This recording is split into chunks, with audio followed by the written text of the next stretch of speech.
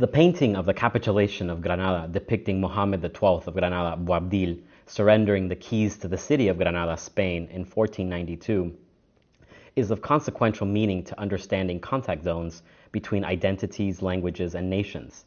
Queen Isabella and King Ferdinand's entourage are depicted in their historical splendor and majesty as Boabdil relinquishes the last Muslim stronghold on the Iberian Peninsula. It was this very moment in time, January the 2nd, 1492, that ushered in the reorientation of Islamic civilization's influence on Europe, the world, and the Spanish language more broadly.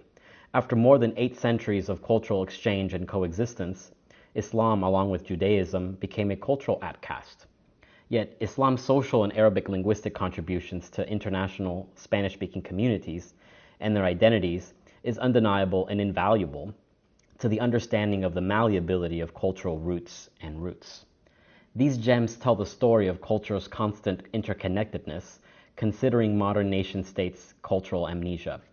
Streetlights in the city of Córdoba in the 11th century and the rebirth of Western civilization through Spain's Renaissance was Islamic civilization's contributions to those gems. My own cultural trajectory has its roots in the impact of Islamic civilization on the Iberian Peninsula and its constructed roots through migration and the conquest of the Americas. In my role as a leader in learning, I endeavor to model my cultural gems while ushering students through their respective roots and support the construction of new roots in self-discovery and skills development. As I re-envision my very first trip to Europe during a Maymester at the end of college in 2003, I reconnect to my fascination with the Islamic heritage of Spain. I found myself exploring the very city of Granada where Boabdil had surrendered the keys to his home city over 5 centuries prior. I meticulously stared at each and every corner of the painting, paying particular attention to the juxtaposition of the conquerors and the vanquished.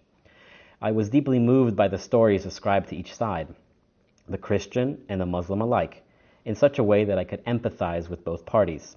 I was particularly drawn to the border-like inroad marks in the muddy January Andalusian soil, made by the defeated Muslim inhabitants of Granada.